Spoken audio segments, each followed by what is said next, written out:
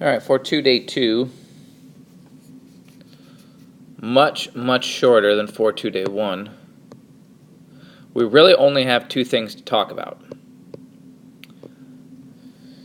Because in the first day we got through a lot of different components of an experiment, like the difference between an experiment and an observational study and all that kind of stuff, and what makes an experiment well designed, and all that was good, but we kind of wrapped up getting into design types. And we really only covered one, which was completely random. All right, where you've got everybody in one hat, and then you kind of randomly decide who's going to what treatment group. Here we just want to talk about 2 others. Okay, one of which is called a randomized block. This is the second of our 3 design types. I drew a diagram here to kind of illustrate it because the diagram really shows you the key difference.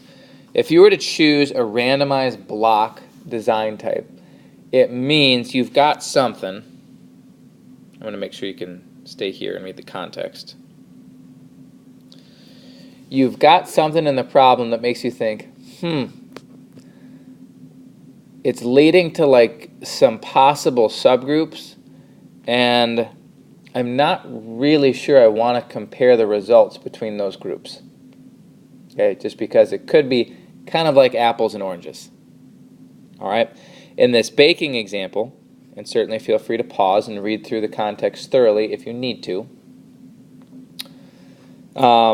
It's the top rack and the bottom rack. It explains in the paragraph that that's how they're going to be cooked. And I don't have to be like convinced that there's going to be a taste difference. If I'm thinking that there could be, then I'm going to say, let's not compare these. Okay? So you got your 20 locations in the oven. This right here is where the blocking happens. And we're like, all right, we have top and bottom. And in the diagram, those become their own separate track. And they don't come back together. Okay?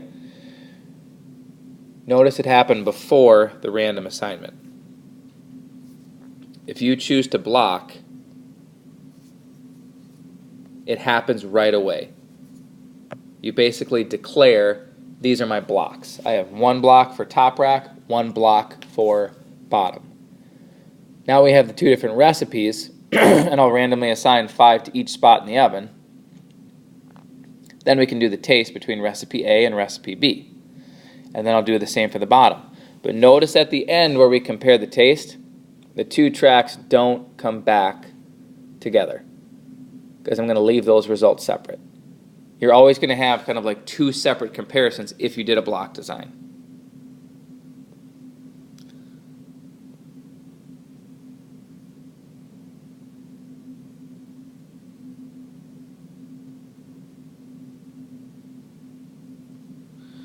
All right, check out this one. Totally different context, but the same idea. You got these new 300 subjects, testing out these new keypads. Okay. Their texting ability might be a big deal as to how, with the 2 different types, as to how they feel about it. So right away, I took my 300, and this, again, is where what we call blocking happens. I split up the texters 200 and 100 based on their experience, if they're experienced or not. And then those tracks don't come back together. Blocking has to happen before random assignment, if it's appropriate to do. Okay? Randomly assign 50 to each, randomly assign 100, and then compare the mean number of correct words that they had. Okay? But I'm going to keep those separately, because the mean number correct might be really different. And if I leave them all together, I don't know if the difference in the means has to do with their texting ability or if it's the type of keypad they were typing on. That's why I want them split up. This whole blocking thing has to be that this factor might influence the results, just like with the cookies with the top or the bottom rack. It could affect, I don't know if the taste is because of the recipe or where they were in the oven. Let's not risk it. Let's block and split it up. Okay? Same deal here.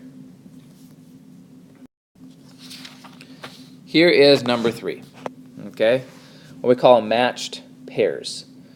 It typically has to do that if we have like 2 treatments and we want to compare their results, but we want to try them on the most similar subjects possible.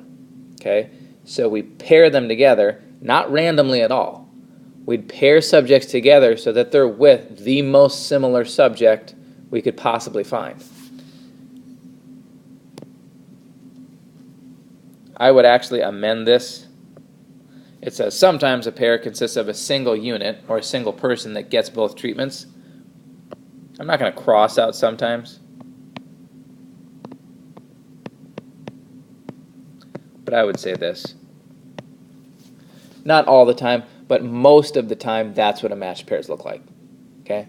You can't, if you were to be in a study and look through all the subjects in your sample, you can't find anybody that's more similar to you than you. Okay? So if it's possible and it works out, you get both treatments, and then you can compare how you responded to each one of them. Sometimes that's not possible and you have to get paired with a similar subject. I have an example of it down here. Looking at the effect of chocolate on, I believe it's blood flow.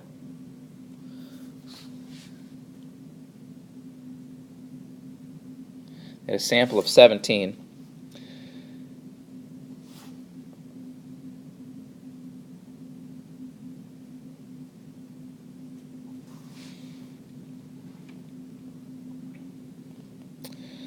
And they got a 3.5 ounce bar of dark chocolate, either bittersweet or fake.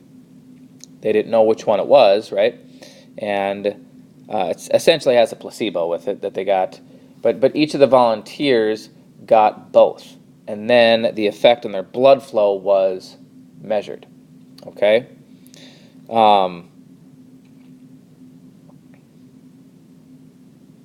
Classic case of a matched pairs where each subject gets both treatments. Because here we'd have no problem doing that. They could get the fake one, and we could measure their response. And then later, they could get the real one, okay? And we could measure their response to that. It didn't have to be, though. Okay, you could have just gone through and gone all your volunteers and said, you two are the most similar, right? That could be based on probably gender. You'd probably say that you'd only pair males or females together, maybe similar height, similar weight, similar heart health. It said they were all healthy.